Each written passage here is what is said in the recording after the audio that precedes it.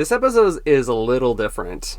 It is a little different. It's a more Jenny Swan-centric episode. We're putting correct? some shit out on the internet, you guys. We're putting some pretty personal stuff out there this week. That is for real, real. We've gotten some feedback, and folks, our closest friends know that there's been a lot of change in our relationship in the last few years and decade plus, and we decided to talk about it. And you're like, but wait, isn't this entire project about being human and technology and culture and how they're related? And it turns out that technology has had a huge impact on our relationship and, in fact, in our marriage. Yeah, I think when we started talking about the cave project and what it looks like the human component was the component that I hold very near and dear to my little squishy heart. And so for me, what we've worked through and the things that we've gone to therapy about and gone to the mattresses about over the last 5 years, I think are really a human story of technology, of life, of your career, and how that has enriched and impacted, and honestly, like the day-to-day workings of how that flushes out is a story about tech. It's a story about innovation. It's a story about the real nuts and bolts, the very thing we do at the Cave Project, which is like talk about how all of these things intersect, right? And so I felt, and I think you agreed, that like us talking about this was actually really the essence of what the Cave Project is. It's honestly being personal and human is the goal of it for me. So I am trepidatiously putting this out there for everyone to see. And so here we are. We got married at 23, but now we would say we're on our 5th marriage to each other. And that's thanks to technology. So that's what we're going to talk about in this episode. It is deeply personal. It is about relationship innovation. Not startups, not tech, but something a lot more complicated, which is-term love. And honestly, for normals, this is the essence of it. This is what we care about the most. So I also want to admit that I fucked up the microphone on this one. And so the audio is a little off. We've used all the AI tools to try to clean it up a little bit, but you're gonna experience some different things. And you know what? That's okay, because you can just stay married to me. Also, this is not an anti-divorce episode. We want to hold that really loosely. And also, I just channeling a quote that we talked about in the episode, that the secret of change is not to focus all of your energy not on fighting the old, but building the new, and whatever that means for you. And this is the story of what that meant for us. It's our story. It's our story. Yeah.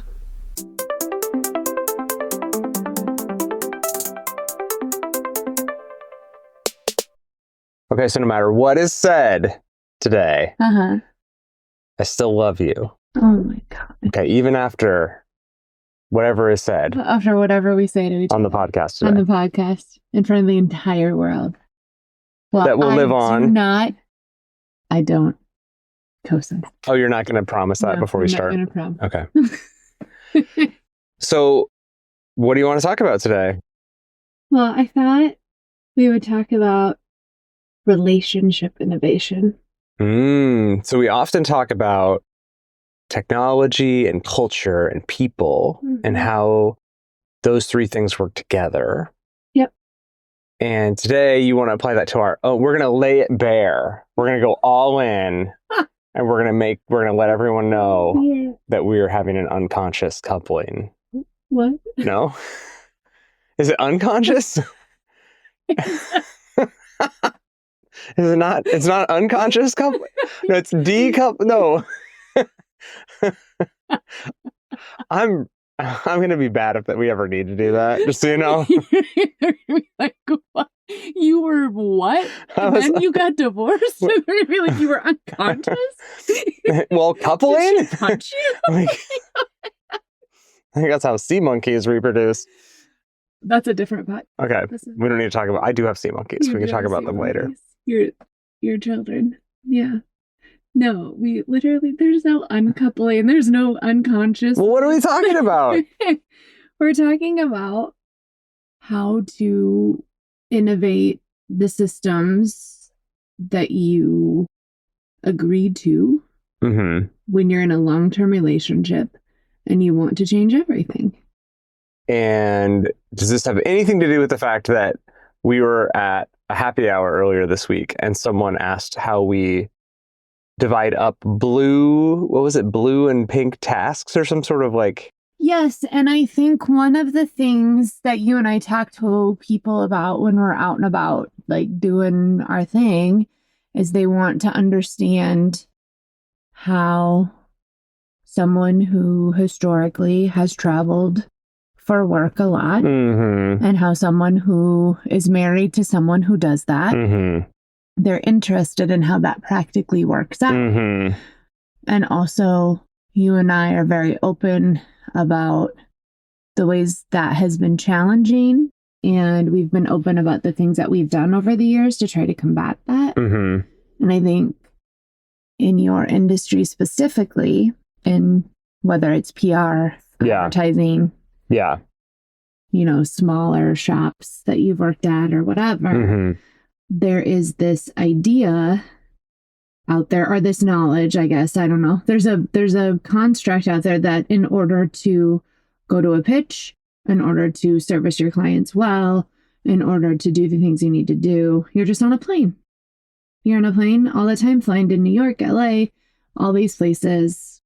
And so when we get to know people, they often, if we're really being real with them, and they'll be like, so how does this really work?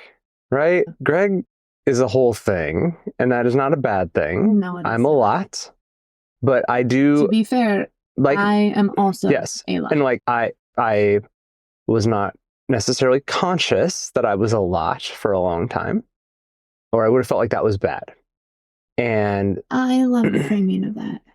And like many people, I have had some big jobs with some big responsibility. And also, even when I didn't necessarily have a big job, working in an industry that requires late nights, lots of work and responsibility, travel. It's not necessarily novel. Lots of people have jobs like that. Absolutely. And also, different families, couples, partnerships have to figure out what the trade-offs are in those things. And so people will be like, how did it work? And we can look back now and we can pull a linear line through, oh, well, and then we did this on purpose, and then we did this, and then we did this. But in truth, we're just freeballing it the whole time. Yes. And also, you and I had some really great people at agencies that you worked with who called it out from the beginning. People have a hard time sometimes staying married when you're an executive in this industry. Yeah, there were absolutely moments that we would talk about how the people that I'm working with, they either don't have kids or they have a stay-at-home partner and or they're divorced or separated. And that's not judgment on any of those kinds of people. Absolutely not. And that does not necessarily... Correlation does not... this podcast, we're divorced. All right, so is that the second time? How many times do we get to make that joke on this? Okay. So anyway, I'm sorry. I don't know why I was funny when I said it, and when you said it, it like hurt. Sorry. It's all right. I'm not deleting this part though. It has to stay in the record. I love that it's staying. So I can pull that quote later. The point I was trying to make was that someone that we both, a couple that we adore, right? Like was very just direct and was like, you have to protect this. Because the demands of my job were felt immediately for me. Even before we were married, I put a lot of pressure on my career and my job. I put it at an importance level that was often higher than my own needs, let alone our needs. You know how much I love this conversation. So let's start at the very beginning. Okay. And let's work our way through this. Okay, right? Let's do it. So you and I started dating when we were 17. Yep, you were 1 to 7. You were in the grade ahead of me, so technically I was in the grade ahead of you, but due to the greatness of 80s kindergarten start dates, Schoolness. we're actually only 6 months apart. That's true. So we started dating at 17. My parents put me in. Your parents kept you back. I don't know. We're in the same school system. We were not only in the same school system, our families of origin were from the same, even smaller town. Correct. In Iowa. But we didn't know each other. And it wasn't really until high school that we had some collisions. Now my feelings are hurt. Oh, really? Yeah. Because I knew who you were because of where we were from originally. So my parents would talk about how you guys were from the same. Oh. But okay. Well, fine. My parents would talk shit about your family. I'm just kidding. So you have to delete that. No, that's staying in. It's not true, but it's funny. So there is a picture of the 5th and 6th grade bands performing in a high school or like a gymnasium, and we're both in the picture in our respective bands, but we were not dating yet. Not in 5th and 6th. Just so it is Iowa, you guys, but just okay. So 17. But we have a shared history. There's a shared history, which is wonderful, and there's lots of romantic notions of high school sweethearts. That is true, which is we have a shared history. We know all the same teachers and the same little small town stores and the same small town festivals, and we grew up with the same small town values, kind of within reason. Mm-hmm. And that has been something that we've been able to go back to over and over as like a shortcut and like a shorthand for how to relate to the world and things. Like the thing that I always think about is the fall festival. And both of our parents were doing the business association stuff. Volunteering for things. And then that I feel is when I really knew, is because my dad and your mom were on that together. And that's when I really started to know, the music studios in town. And then I started working for the little art shop in town. And then, that was another convergence of our families. But because your grandparents were close to they were the woman that ran that. But anyway, but then marching band happened. Yeah. Oh, you want to tell the story? I do. I think it's fun. Okay. I hope anyone who's listening that is in our circle of friends from high school, who we still talk to most of those people, not as much as I would like, but we do. I'm just going to apologize if this hurts your feelings, but I'm saying all of these things lovingly and in a sense of like, we have all had amazing lives, and this is just so fun for me. So anyway, you were actually in love with my best friend in high school. Oh, we're going to put that on the podcast. Yeah. I wasn't in love with her. I had a crush. You had a... And let's talk about you for a minute. No, right? well, because what does that actually mean? Right? Like, tender heart bear. When do we bring technology into this conversation? So I did like someone who was your friend. Yeah. And so what did that mean? And so in the technology wise, that would mean phone calls and handwritten notes. That's how we communicated. Yep. And lots of handwritten notes. Why were you communicating with me, though? Was because you liked my best friend. And the position that I held at the time in our friend groups, right, was that the girl always had a best friend. The best friend was me. The dudes would call me or send me notes or whatever in order to get more intel on the best friend so that they would know who the best friend was dating, what they were into, what was happening. And I have to say that I had some pretty stellar best friends in high school who were very cute and very in demand. They were very cute and fun, and everyone loved them, and for good reason. And so that was the thing that I did, and you were one of those dudes. So we were talking, and then what happened in marching band? I met you. How did you meet me? My best friend introduced me to you as the guy that she was talking to on the phone all the time. And then thing I talk about all the time, right? Because this is the moment for me, right? So, and I zinged, right? Like, when did you zing? She introduced you. You had sunglasses on. This is still a thing. Like, if you wear sunglasses, this is still a problem for me, right? But you had sunglasses on. She introduced you, and she had this very romantic notion of how sweet you were, which is my kryptonite, right? A sweet guy is that's. And so I turned around, and she was like, "Oh, there's Greg," and I turned around, and there you were.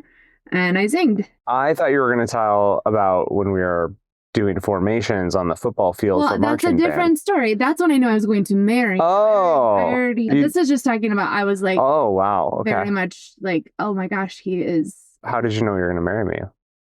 Well, so our marching band for Iowa kids, we should talk about because it's in the fall. Because there's multiple sections of marching bands Apparently. we learned in Minnesota where sometimes you march in parades and sometimes you march on football fields, right?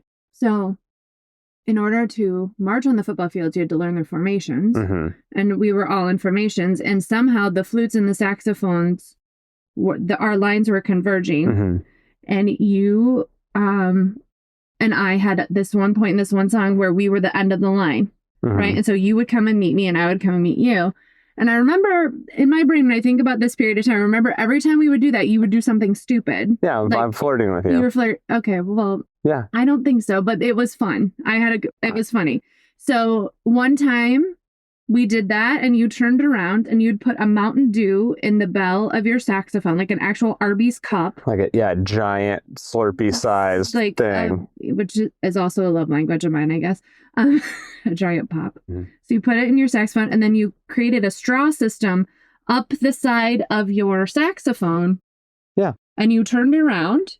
Yeah. And you didn't say a word to me and you just looked at me and I was watching for you because something funny was going to happen. It's true. And you took a drink of the straw system and winked at me or did something Mm-hmm. stupid. I don't know what it is. It doesn't matter. Mm-hmm. And it was so goofy and weird and dumb. And in my brain, I was like, I'm going to marry that guy. And that's innovation, actually, to the theme of your podcast today. Is that innovation? Why haven't they made more saxophones that have a cup holder and a Camelback style soda sucker? No, as an adult, that story is horrifying to me because your reed and all of that stuff was just sugar. Yeah, it's not like my mom was a music teacher. It's so terrible.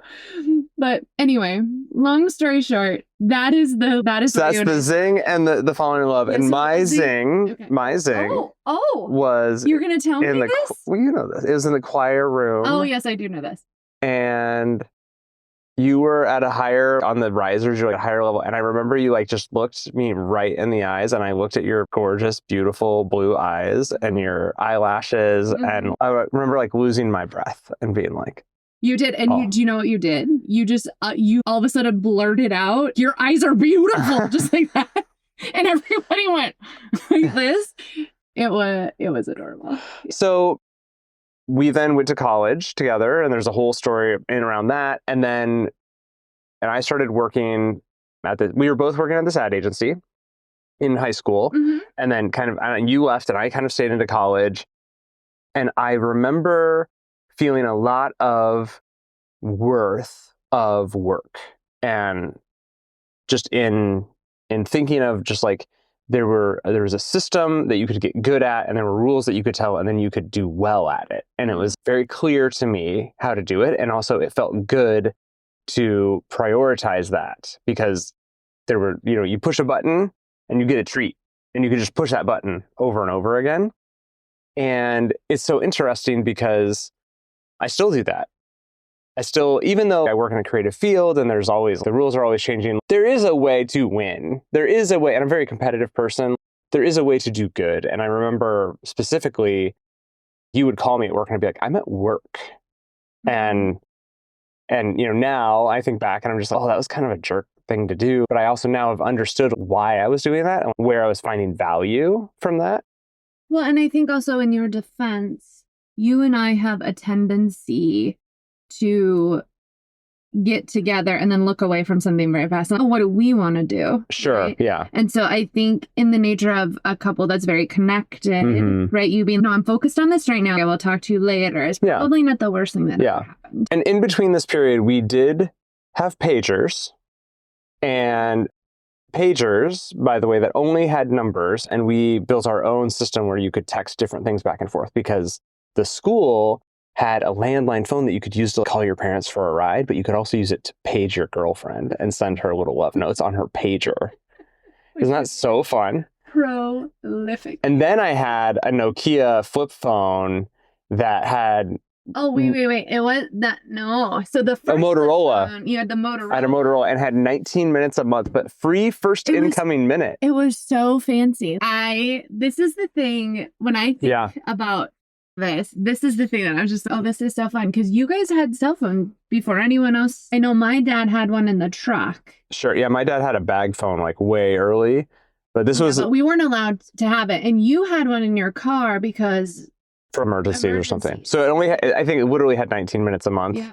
But and you would call me sometimes. But free first incoming minute. Yeah. So you would page me. I would call you. You would be, this was back in the day we had to talk really fast. We'd talk really fast. Get through the minute. You're like, I'm on my way home. I'll be there. Meet me at my house. Bye. And then we hang out.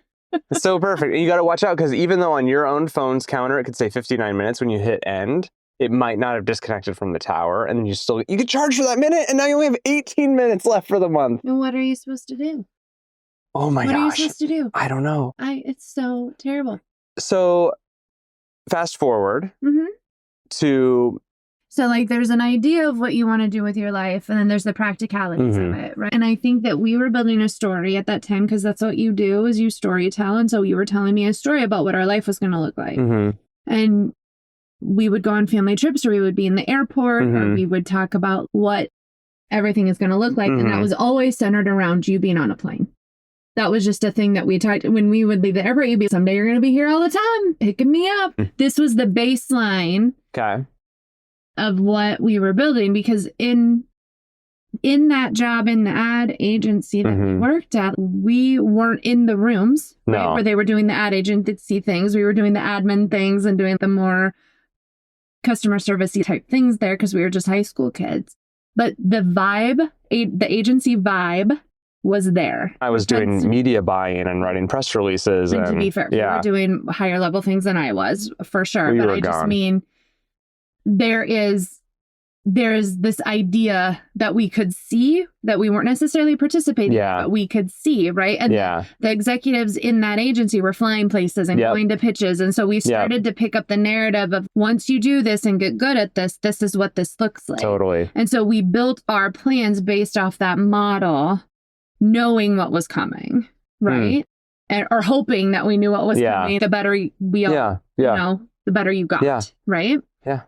So if we fast forward to 2004, where we graduated college. Yep. A week later, I got married. Less than 3 months later, moved to Minneapolis, moved to downtown St. Paul.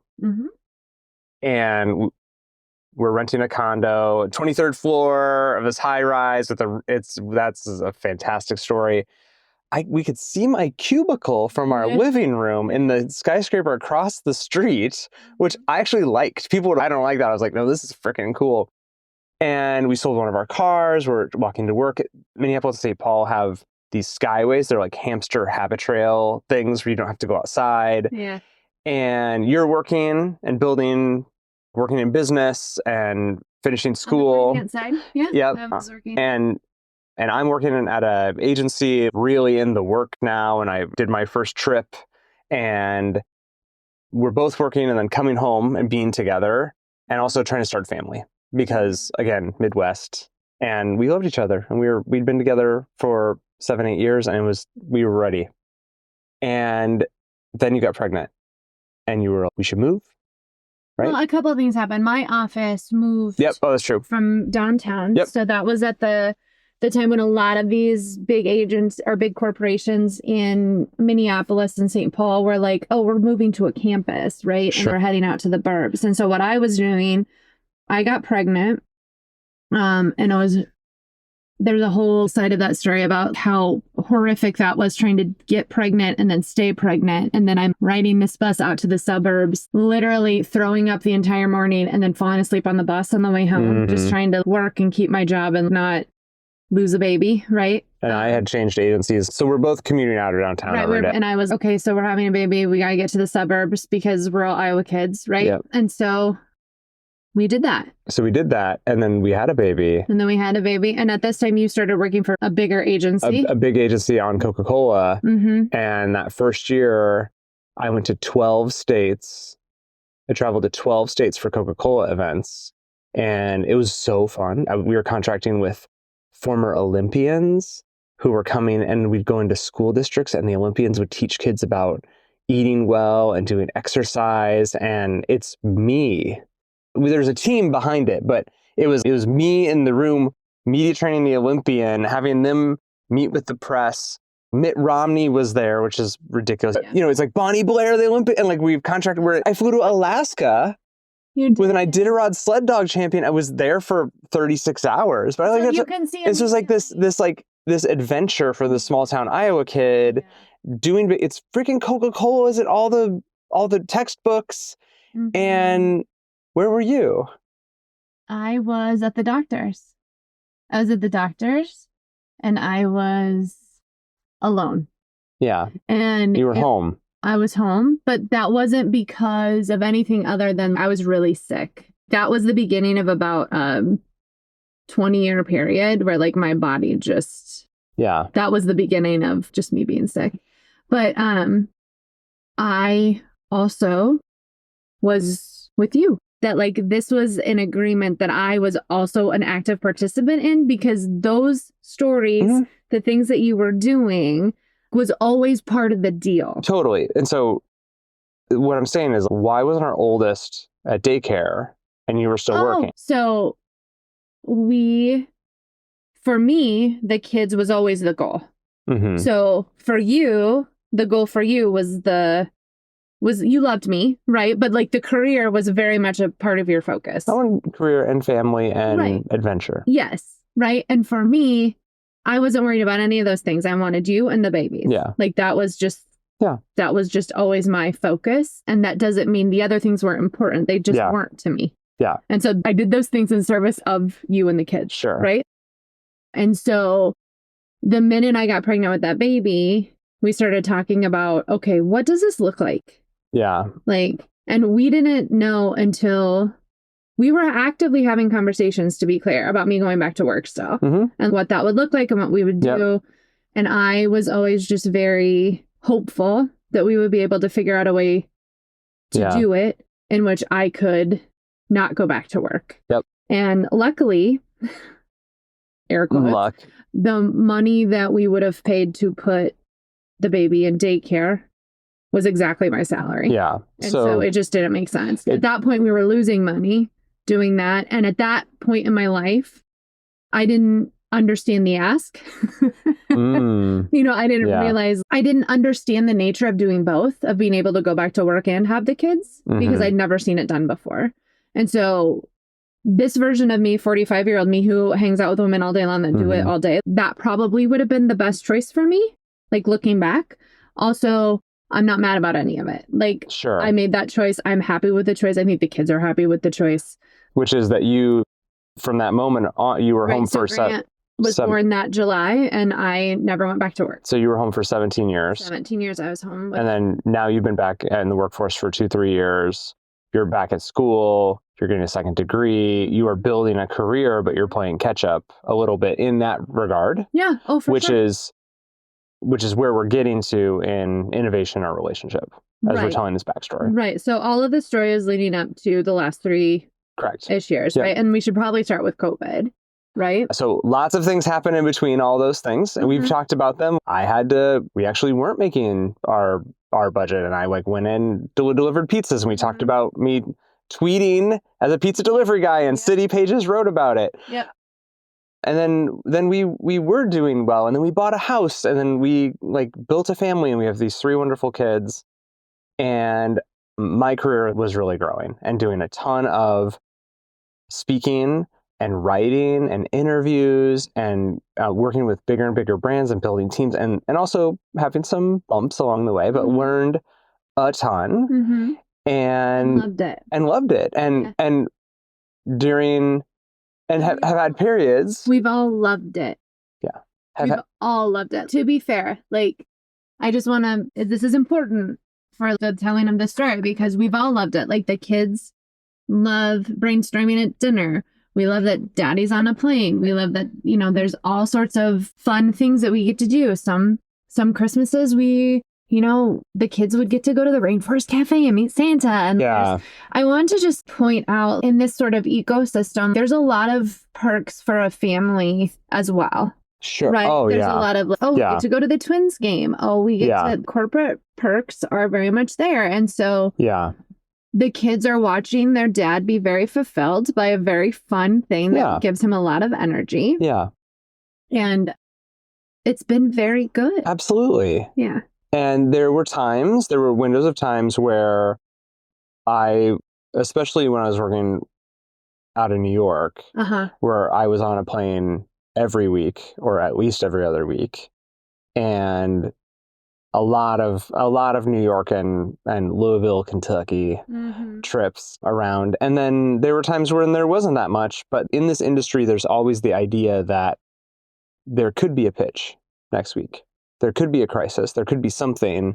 And so there was that notion of might have to be gone or might have to, and we've talked a lot about travel in this, but also or might need to join a Zoom real quick or pick up a phone call or that sort of thing. And also you didn't necessarily have a huge window into what I was actually doing. You're being brought along, but you weren't getting to see the sausage made of the work. No, not until COVID. And I was just looking at my million-miler status on Delta. So I'm at 513,000 lifetime miles flown, which is a lot, but it does seem lower it seems like lower than what you would think. Some of our friends and what they're doing, it seems very low. And also being in Minnesota means we're in the center of the country. So every trip is not actually that far. That's true. So it's actually a misnomer. You're halfway between New York. It's a little bit of a misnomer. Yeah, considering some of those people are on the coast, right? Considering how many work adventures I've had. So the COVID happens, the lockdown happens. So can we just stop for 1 second though? So we should talk about a big portion of that was while the kids were very tiny. Yeah. So when we talk about the next portion of this, the not so great part for the family was weekly travels. Or meetings or unmissable things in the office or and you're talking about those phone calls, like you having to take a phone call and leave the room. That sort of a dynamic started as the kids got a little bit more intense because we had infertility issues. I was very sick a lot. Our younger two are very close together due to some of the infertility issues that we had. As many of you know, when you can't just pull the goalie and have a baby, you don't have a lot of control over the rhythm or the nature of how close your kids are. There's a lot of variables there. And with the last two pregnancies, all three of my pregnancies were very hard for different reasons. But the last one, coupled with a lot of emotional stuff that happened around, there was kind of like this inflection point that happened, right? Where I flamed out. Between how hard those pregnancies were, some of the diagnoses and some of the things happening with our little people, some of the diagnoses happening with me, there was just a huge flame out that happened. Well, and because what you were doing, because we never set it up, and I've never believed in I'm the man, so I don't do the dishes or cook the food. No, we've been very honest about participating in evangelical Christianity, right? But you and I also were always on the progressive end of that kind of spectrum in the way that our marriage was set up, because 100%. You put the kids to bed every single night. You gave them baths. You were always a very active, present dad when you were around. And when you would walk in the door from these trips, we had a phrase that was like, the small contingent rejoices, because everyone would lose their mind. Yeah. And I've done the majority of cooking in our marriage. For sure. Yes. And you always cook. The laundry was always in the creepy basement. So I would do the cat. So we had a very beneficial separation of duties. Yep. We didn't need fair play because you were never had a weaponized incompetence issue. I just watched a TikTok about that. You did, yeah, but you were actually using it for me, which is the funniest thing ever and also true. So you and I have a very egalitarian view of the duties of our household and always have. So even though I was primarily responsible for the house and the kids, just because I was home with them, that didn't mean that you were holding any of that in a way where like you didn't understand, oh, she's sick. Oh, this has happened today. Oh, it's been a rough day. Yeah. You were very present in that way. So the lockdown happened, and the caveat of like 1 million people died and a lot of culture broke, and that is terrible. And we're not invalidating any of that. And also, I was home and we were home, and I wasn't just home. I was not maybe going to get on a plane next week. And also, all of my meetings were now happening at a desk in a corner of our bedroom designed to look like we had a house big enough for me to be in an office. Yep. Yep. And we were coming out of a very precarious period in our family's lives where we had a very sick kid who was in the hospital. And we were driving an hour every day. So we were driving 4 hours every day to get this kid the medical care that they needed. And so when COVID hit and Governor Walz shut down the state and we walked in the door, we all 5 of us, just our shoulders dropped like 10 inches. Yeah, I took a breath. And you set up a little desk, which was literally that desk touched my side of the bed. I know. I would be up in early morning meetings, and you wouldn't be awake yet, or you'd be.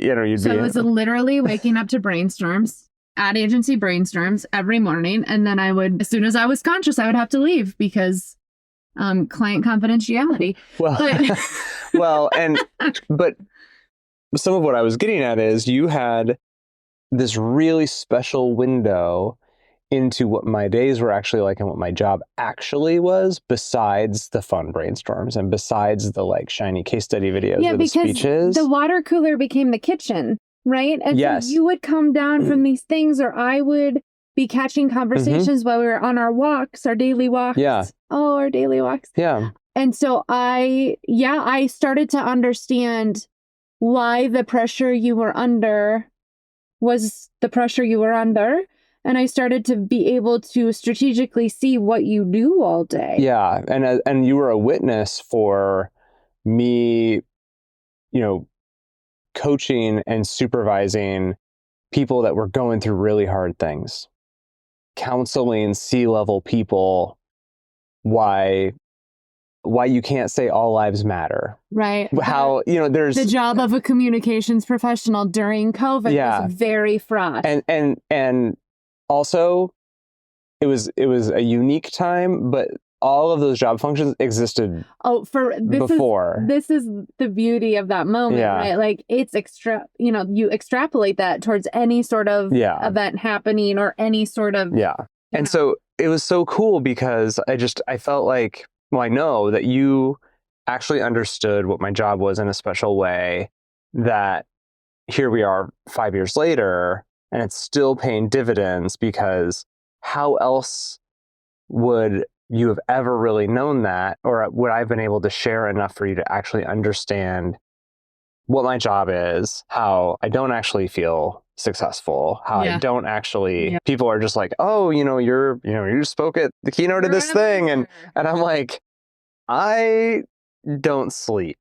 I get stressed. I carry, and these people who report to me, where I'm basically trying not to be their parent or their therapist and be their coach and their boss, but you have to be soft and gentle and think of all the things. And it's like, it's a lot. It also takes a ton of energy, Yeah. I think as I have traversed my own career landscape, understanding the position that your supervisor holds, there's a lot of responsibility. And I think for you as a human and I as a human, a firstborn human, like you don't take that responsibility lightly on any level. No, you are a very fun dude, like a very funny guy. And you at a party are the one-liners and the sarcasm and all those things. That piece of you is the piece that really came into focus during COVID for me, just because I think so much of you, the previous version of you carrying all that things was like, I have it. I'm fine. I've got it. I'm good. And I clearly did not have it. Like, well, I clearly, there was a lot going on for me, and I clearly did not have it. And I was very resentful of the way that you were juggling all these things and had it all together and got to be the cool guy and got to do all these, right? Like, there was a really big tension point there for both of us, because I was just like, how? Well, and I didn't have the language or emotional maturity to talk about it or share it too. And I didn't have it either, because I wasn't asking you any questions. And this is where the rub of this comes, right? It's like, it's not just about you, it's about me too. I had a responsibility. I was very unhappy. I was very unhappy. And it wasn't because, it was very confusing, because it wasn't because of your job. It wasn't because of our kids. It was literally because I was operating in an evangelical system that told me to shut up. And so in my private brain, I could not bother my husband, because that was against the tenets of the thing that I was told about how men and women operate, right? And so I didn't believe it. I didn't believe in that. You didn't believe that. That's very clear. And we left that system. Yep. And we were home. We were home. And then we moved, and we started a lot of stuff over. And one of your favorite quotes that you have been quoting goes like this: most of us will have 4 to 5 different marriages in our lifetime. Hopefully, most of them are to the same person. By Esther Perel. My favorite. And it was really that is a key inflection point for one of our marriages to end and a new one start. Yeah. And that is where we started really renegotiating our relationship. Because what happened is we moved to this house, and we moved to this house in the tail end of COVID, right? Like the vaccines came out. So we had our vaccines. We were moving. We all wore masks when the movers were here, all of that stuff. And then the world started to open because of the vaccines. And then your agency was like, get to New York. I literally did a trip. I did New York, LA, New York, like week. And what did you say? I said, I don't want to be married to the ad guy anymore. And I didn't understand what you meant. I was like, this is what I've fucking done since I was 17 years old. Yeah. I am that person. How am I supposed to do something else? I can't start. I don't want to start over. I don't know. In defense, like, it has to be very confusing to have your wife be like, I don't want to be married to you anymore, but I'm not leaving. Yeah, and now I know, that was not great, but through the lens of that quote too. Now what I know is you were saying that one still you, but be you, but be different, which is. Well, I think what I was asking was for a renegotiation of terms. Correct. So the finance lady. No, it's good. Welcome to the chat, finance lady. I'm asking for a renegotiation of terms. I need this to look differently in order for me to be not just successful here, but to thrive here. All of my health stuff, I had resolved. Correct. And I was in a different body, and I was doing different things. And I had access to a part of my brain that I had not had access for 17 plus years. And I could see very clearly that I couldn't stay at home anymore. And I didn't make you stay at home. I didn't care that you wanted to be at home. No. And also the relationship and the dynamic that we built, not just because of money, not just because of a religious structure, but like actually you were able to be home with these little kiddos and create a sense of security and belonging and connection. And just, we have built our entire family around the idea of this. We call it the Swan family hierarchy of needs, like Maslow, where it's the notion of I'm okay. And okay. I can love and receive love. And if you start there, and we have to go pretty high up to get to like where are my school grades at, or Yeah, I built an ethos here that requires that like you fundamentally, mental health is the fundamental basis of everything we do. So if you're not okay, and I applied it to everyone else but me, but the reality is I made a spot for everyone to just walk in the door and be like, I'm not okay. Yeah. So you sacrificed a ton. We sacrificed to give these kiddos that thing. And so we're not saying that wasn't the right move. I would do it again knowing what I know now. 100%. And also, all of a sudden, so you have a unique window into what my job actually is. I don't like a ton of aspects of this industry. I don't like a ton of aspects of those things. I don't want to be gone all the time. I don't want to be on call all the time. Also, being on call all the time doesn't affect my capacity. And it has meant that I have not had the capacity for other things. And so all of a sudden, I'm around to help with things like virtual. So during COVID, the lockdown, like virtual doctor's appointments, and it was very easy to leave your desk and go help a kid with something or help with school, that sort of thing, than if I'm downtown and you're here.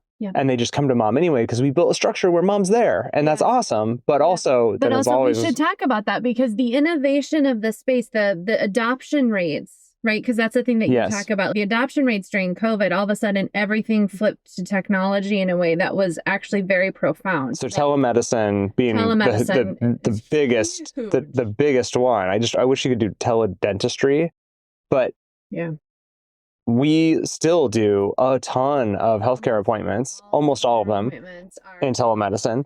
And we have continued to have a kiddo doing online school at a school that is designed for online school, not that had to be online. And we have also, because we're in Minnesota, after you hit so many snow days, they move to distance learning and they do it on their computers. So cool. Like, the adoption rate of especially boomers and above learning how to use Zoom, and then companies learning how, to the point where today I work 100% remote. You do? At a company. Even though last week a bunch of them were here and we were in a co-working space and hanging out together. Now, in some companies, which we have a huge return to office thing happening in a lot of spaces, but in a lot of companies, you've switched the culture to the point where there are reasons to get together, and then but most of the reason, it's not a daily. It's not the default. Right. And then also, if you do have a sick kid or a oil change or a doctor's appointment, whatever, you can keep work going on your phone or on your computer because of Teams and Zoom, etc. Right? Yeah. So transformative. Let's be honest. Most of the women during COVID left the workforce due to some of these dynamics, right? So most of the women that they had to literally leave work. So that's a real thing. It is. For your and I situation, the cornerstone of us being able to innovate in this way with your job is literally that technological advancement. 100%. And if there wasn't a way, because let's be honest, and I say this in a non-judgmental way and in a way that only offers love and understanding, because I've been there, the orthodontist and the teeth appointments, they get rescheduled constantly, right? It's just hard to do in-person appointments. It still is, yeah. So the innovation in our relationship part that we've been setting all this we had this capability. I said, hey, don't want to be married to that guy anymore. You were like, maybe we should go to therapy. I don't know what this means. So we started. It was really helpful. And it still is very helpful. Yeah, I figured out what that meant, I think.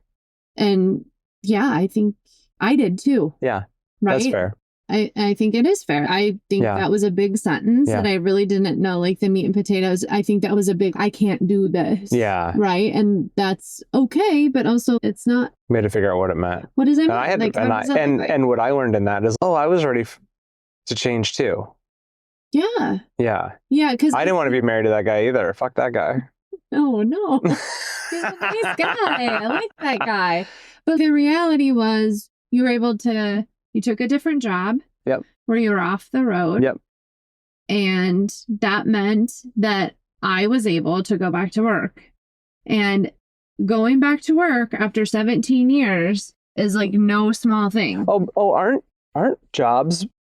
corporations and companies and institutions built to help women come into the workforce, even as adults, and teach them all the things? And no. Oh, they're not? No. Oh. So I am forever grateful to the place that I first applied to, because the reason I got hired by a woman who was like, I did this once too. Here's your in. It made it really hard when I quit that job too. Yeah. But that job I had to do a test job, basically, is what happened because of how much rebound job. How much I did not know what my capabilities were. Yeah. I didn't know what I wanted. I knew what my skill set was. But basically, I got into that first job, and then that job cracked open a whole thing for me where I suddenly could see, oh, this is what I want to do, and this is what I was going to, how I'm going to do it. And so I moved to my current job after that and really got excited about the field of work that I'm doing. So now I'm getting a second bachelor's to I work in a technical field. So I have to shore up that technical knowledge, which I'm currently doing. But imagine going to school full time and going back to work full time after 17 years of not being in the workforce, with you as my husband and then these 3 kids. And so I cannot bifurcate my brain in the same way that a lot of people who have been in corporate America for a long time are able to multitask and do multiple things at the same time. And so part of the sort of restructuring deal that we made was, okay, we have 3 kids who are in school, 1 at home, 2 in the building. We had to literally brass tacks this in a way that was I was like, if I go do this, which is what I want to do, I cannot be the primary parent. Yeah. And I said, cool. I want it. You were like, I'm down. And I also... You didn't just say I wanted it. You were, this is fantastic. I cannot wait. And I was and still am excited about the dentist appointments. And I'm rescheduling them. But that wasn't... I know. That wasn't a dig. That's literally the nature of what it is to balance all of it. And one of the reasons I'm rescheduling next week's is because we have an orthodontist appointment and a dentist appointment. And I don't want the kids to miss the same periods. And this is how I'm being the primary parent right now. Yeah. Because I'm paying attention. Because the emotional load. Which periods are they going to miss? How are their grades in those classes? Yeah. And you know what? I'm actually pretty fucking good at this.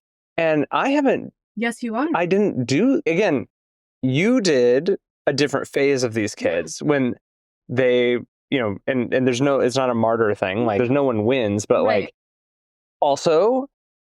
It's a lot. And anyone who is a parent understands the volume of emails from the school for one kid, and then you multiply that at an exponential rate per kid. And then you do multiple schools. And multiple schools, different spring breaks, the concerts that you swear they had announced and you put them on the calendar, and then for some reason they're not on Tuesday, they're on a Thursday.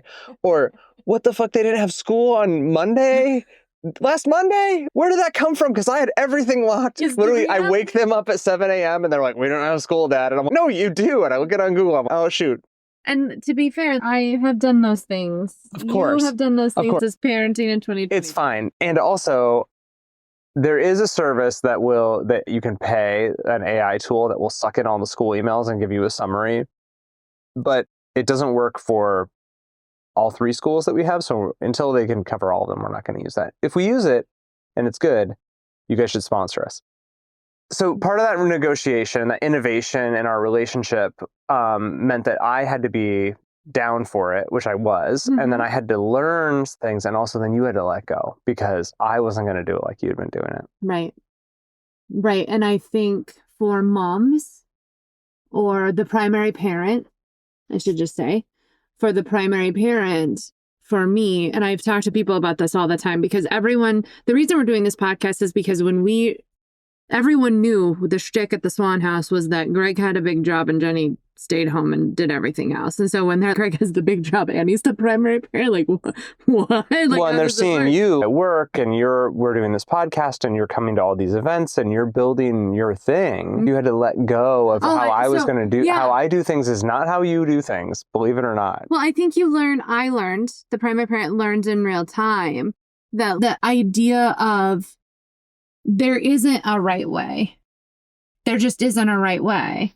And in order for me to be successful, ultimately, holding everything so tightly was only making me sick. And so in order for this to actually work and for me to get the fullness of experience that I wanted, I had to let go and trust that all of the work that I had done, it was never about you.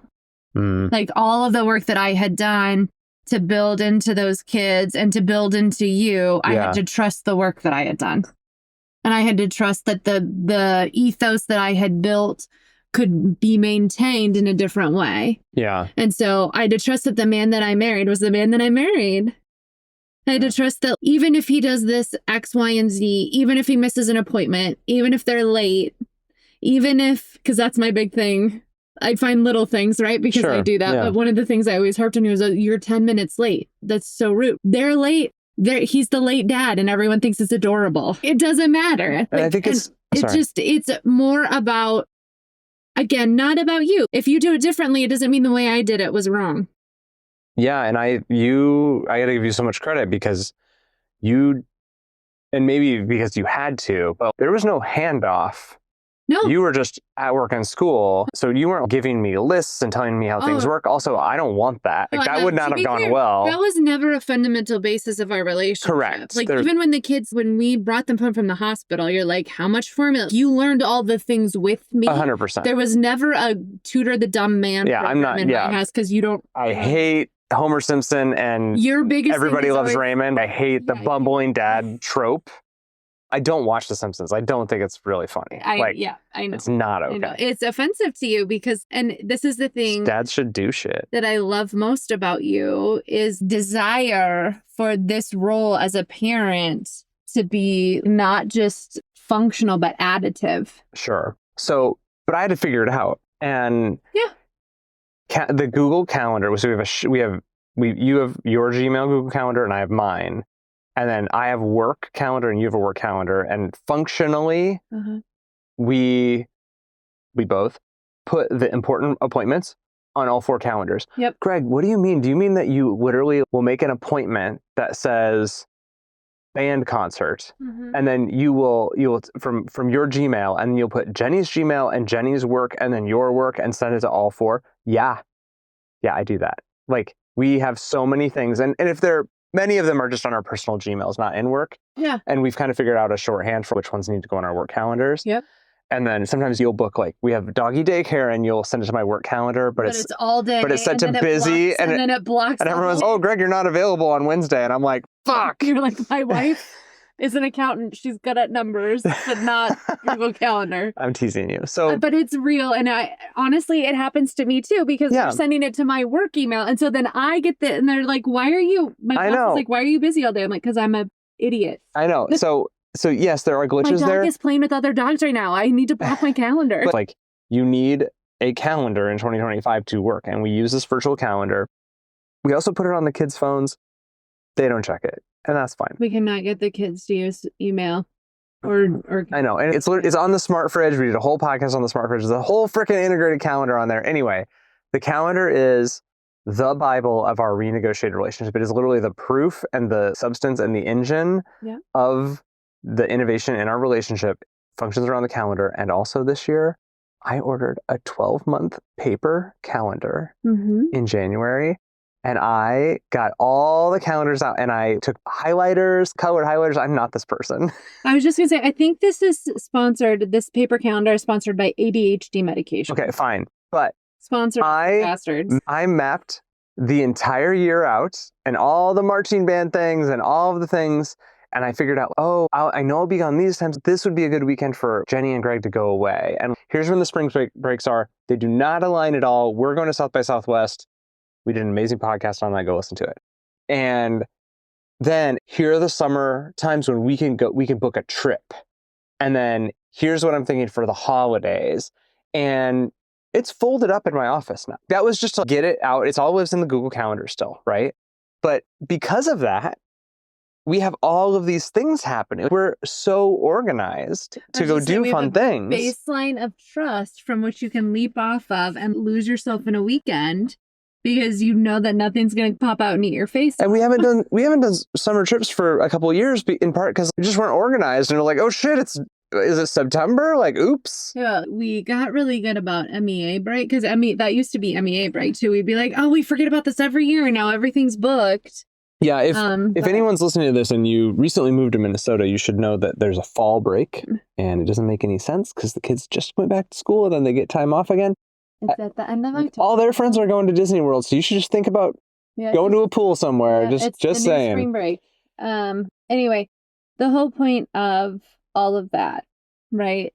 So, yes, the calendar is the cornerstone of that renegotiation. I think I would argue that the cornerstone of that renegotiation is the tech and the capability that we have to, as parents, do so much remotely. It's also, I don't think that's such an easy ask for parents of kiddos in elementary school or without access to childcare in a way that, I'm watching a lot of women that are in my life that are working and have small children and are up all night and then dropping the baby off at daycare. And I think the ask is different in that stage of life. And I think part of the reason our renegotiation really worked is because our kids have access to a school system with a bus.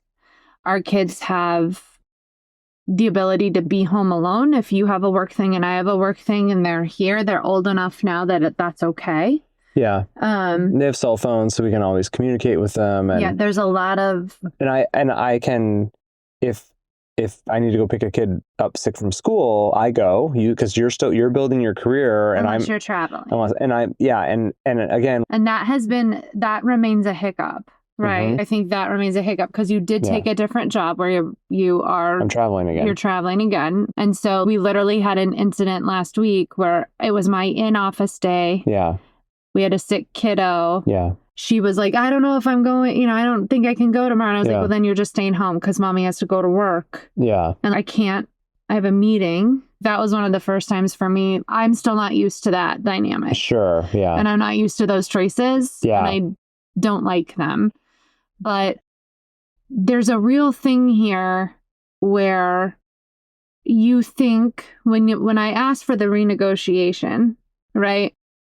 And when we set up our marriage the way that we set it up, you think that you're doing the best thing, right? And so you think because you're doing the most best thing, this is going to always work out and there's not going to be any bumps and there's not going to be any moments. This is the choice I am making. And because it's the choice I am making, I will like everything about this choice. Yeah. And the realities are what they are and you don't. The working mom guilt eats me alive. And the stay-at-home mom version of me was dying to do what I'm doing now. Sure. And I think you were home all the time and never traveled. And we thought that was going to be the panacea for all of this to operate off of. And you were miserable. Yeah, it wasn't great. And it wasn't necessarily because of the travel. But if that wasn't a cornerstone of this conversation that we are glossing over because I think you're being very sensitive is that's also very fun. I like adventures. Yeah. I do. And it's a cornerstone of who you are and the sensory inputs and all of the things. And like that is, I traveled for work one time. Yeah. I know it's fun. It is fun. It's super fun. It's fun to go do something different. It's fun to be in those rooms. It's fun to, be creative and pitch ideas and do all of that fun stuff. It's fun. Yeah. And so I think in this phase of the renegotiation, right? Because I think the other thing we learned is it's always a negotiation. Yeah. That was part of the problem of before. Yeah. Is that we didn't negotiate. Yeah. Right? Yeah. And not because you or I thought less of each other, but just because sometimes you and I, as oldest, firstborn children, you and I are very good at gritting our teeth and doing a thing. Of course, I can grit through anything and just I'm not happy about it. And sometimes the result isn't good. You and I have had to march through some shit fields, right? And we can do that. But I think in order for us both, my negotiation of what makes me flourish helped you renegotiate what makes you flourish. That's true. So this is a constant dance of, okay, so I am emotionally in charge of the kids.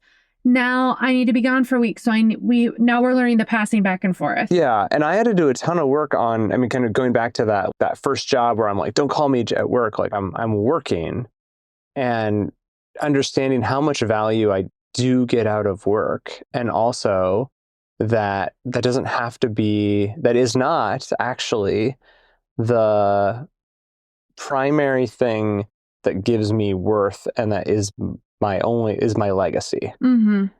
And so that is super important, and that's hard. I know how hard that was for me, and how hard it is for other people to really be able to pull out of yourself, especially if you've been successful, or if you've been trying really hard to be successful, and then to be like, oh, maybe that's okay, but that's not the thing. Well, and I think the way that trauma impacts all of us, and the way we build our sense of identity because of all of these traumas around us, can be very focused on when you're in situations where you keep, as you said, like you hit the lever, you get the prize. Yeah. Over and over. I love that. And you're like, no, but I know what this side is. There's no levers and no prizes over here. Yeah. And so why wouldn't you hang out here? And no one is giving you have, in all fairness to my husband, who I love, like, you have a very sick wife, you have 3 demanding kids, and all of that was built into a system that was very negative and punitive with that, sort of overarching religious theme that was happening at that time. But I mean, the shiny thing wins sometimes. And so I think part of the renegotiation was not only just your version of where's my identity and who am I, but I was doing that work too. And then both of those things created space for the best versions of ourselves to be like, okay, so we're not 17 anymore. I know who you are. Yeah. You know who I am. Yeah. And ultimately the answer is always him, right? Or her, right? Like, that's how, like, we are great friends. We are we really do love each other. Like, we give each other a lot of shit, and we talk a lot of shit, and we are mouthy. And also that sort of like fuckery is built on this basis of mutual respect. You and I respect each other a lot, right? And so kind of the genesis of all of this is based off of that. And just, okay, that thing that Esther says about, like, you marry different versions of each other. Some people don't have very narrow versions of their partner and what the allowance of that looks like. Yeah. Right. And that can be a spot for people to grow or for people to split. Right. And so in this moment, like, I want to be careful, because I think some people who make a decision to split can feel this is trying to say that you shouldn't have done Absolutely. that. I don't think that's the case. No, I think you no and judgment. I think the point of this discussion and the innovation of this is, like, that was on the table, right? That's always on the table. I think sometimes people, when they talk to high school sweethearts, they're like, well, they're always just going to be together no matter what. And I think the brilliance of this kind of a longevity is, like, always just like, are we still doing this? Well, and and the freedom and autonomy we allow each other to, like, be like, oh no, I'm out, right? Like, yeah. So far today, I'm in. Well, I'm in. So far, I'm blabbering a whole bunch of very personal information to the internet about this, so I think I'm in.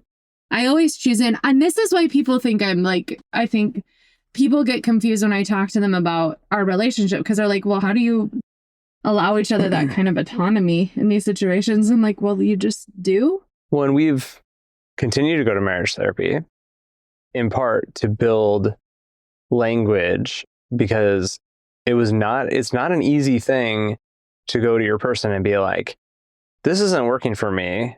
Yeah. And that's a really hard thing, because that person could go same, or like me, they could be like, I don't understand what you're talking about, because isn't this fine? Isn't this what we're doing? And so, what would you, if you could go back, or if you were thinking about how to approach that conversation to, like, like, this playbook isn't working, like, how should someone broach that? I think the way I would have done it differently, knowing what I know now, is I would have made it less about you and more about me. Our marriage therapist right now tells us that life is a one-player game. Right? Meaning that you only have control over what you can see and what you know. And you can only see, what he means by that is you can only see, when you're playing Mario Kart against someone else, you can look over and see where they are at on the racetrack. Mm-hmm. In real life, you can't. Right. You only see what is in front of your view, and you assume what's in the other person's looks like yours. Mm-hmm. But you have no idea, actually. And it usually doesn't, right? And so this kind of idea, I would have come to you and just been like, I am very unhappy. And I am unhappy for these reasons. And I would have been very clear. I would have been more clear about how I feel about your career and who you are as a person. Mm-hmm. So it wouldn't have felt so disastrous at the time. Yeah. I think if I could go back, or if I was going to give someone advice, life is, it's like it's a river, right? Like you're just like in it. Mm-hmm. And like sometimes you're in an inner tube and you got a beer in your hands and it's like a lazy river, and sometimes it's whitewater rapids. Yeah. And sometimes you're trying to swim upstream and you're like choking on water and you're just like, yeah, this isn't working. And how are you building moments to pause in those? Like when are you stepping out of the river, and I'm going to keep going, making a shore lunch? You're standing on the beach and like looking at the water and being like, do I want to keep going today? Or am I going the right way? Yeah. And so, even last Friday, I took a day off and I did stack it with a kid appointment because primary parent problems. But I specifically took a day off to look at how my last year was, and to look at what are the goals I wrote and where am I at? And I really worked it. And also I used ChatGPT for it. And I used ChatGPT, the voice version, and I told it what I was doing. And I said, I want you to just ask me a whole bunch of questions. And then we're going to compile this thing. Ask me questions, because I don't know I struggle with, maybe I don't know the right thing to say, but if you ask me a question, maybe I won't even answer that, but it'll help me know what I want to say. Yeah. And ChatGPT and I worked on it for 3.5 hours. And I have amazing clarity at what's working and what's not working. And then I was able to communicate that with you, which you are owed, by the way. And I think that, but more than that, I'm owed that. Yes. And so if I could go back to that time when the lockdown lifted and I'm back on a plane, and they weren't both for work, by the way. One of them was for... Yeah, we went to LA. And it was side hustle stuff, but it was also optional, right? And even here in the last month, I have done optional travel on top of work travel. And in a previous life, to you, all of that is work. And to me, all of that is towards the thing I'm building, which equals work. And in this, it's just Greg in the middle of it. Yeah. Like there's no distinction. It just is, Yeah. I love that. I love the idea that in partnership, and you could extrapolate this across work or friendship or whatever, when we strive to innovate or to be different or to try to think even about how things could be different or change, we remind the people around us to do the same. Yeah. I think one of the interesting parts about when I pulled the ripcord, so to speak, was that we were actually in the best place we had been in a very long time. Like we had bought a new house and we were like, you were doing really well where you were. Yeah. And the kids were very stable for the first time in a very long time. And those are also the moments when you do that sort of stuff where you like survey the land and you're like, am I okay here? Yeah. Right. This is what we've been building towards. Am I good? Yeah. And it can be very disconcerting when the answer is no. Yeah. But also, I think that one player game sort of mentality is really important, but it's also important to remember that you can't beat Bowser by yourself. Ooh. Because the princess could be in another castle. Oh my God. Did you just fall more in love with me? I zinged. I zinged. But the reality is there is a balance and a symbiotic nature to all of these things. And I think when we talk about innovation on this podcast, like one of the main things that we forget is that technology forces our relationships and our lifestyles to change too. Yeah. And so when we talk about innovation on this podcast, I just want to be careful that we're not just talking about metal, that we're also talking about the ways that the technology impacts us. Yeah. In this instance, I think technology was a huge impetus for all of this change, because I think knowing what you were doing for a living and watching you do it over the phone for a year was literally like an impetus for me to be like, no, this could be different. I was able to innovate in my brain. Yeah. Well, and also you saw all the parts you would have been great at in doing that I too. did. And I was like, oh, I'm going to go chase a thing too. Because I really wanted to do that. So. Okay, so we opened with an Esther Perel quote. Mm-hmm. And I want to end with a different quote. When we have a podcast that is based on Plato's allegory of the cave, maybe we should end with a Socrates quote. So it goes like this. The secret of change is to focus all of your energy not on fighting the old, but on building the new. That's what we're doing. That is what That's what you can do. That's what anyone can do. Is that there's energy, and then there's energy that goes into creating good energy back, and then energy that fighting the old it's important to reconcile the old, but fighting it is just, again, the future's my favorite, and I believe that the future can be better than the past, but we have a role in helping it become real. So I love it. And until someone invents the Mountain Dew saxophone holder, trademark, I think, I don't know if we'll put a Cave Project logo on it or it needs to be named something else. What do you think? I just don't think I want to renew that trademark every 10 years. So I'm just saying. I appreciate you. Thanks for hanging in there. This ad guy's gonna. I do not accept your interpretation of hanging in there with you. I reject the notion that you and I have done anything here but care for each other very deeply. And I think the safety that you create in our relationship allows me to say things like, hey, I don't want to be married to the ad guy anymore. And we're able to put the ad guy over there because we know ultimately that's different than you and I, right? Yeah. And so I reject hanging in with you because I also am a lot. If anyone has ever watched my Instagram reels, they know that.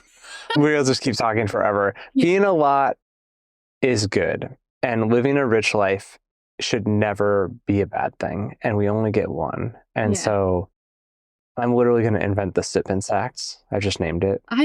The Sip and Sax. That is a terrible name. And I'm going to sell it to all the schools, all the kids starting in 5th grade. They're going to have the Sip and Sax.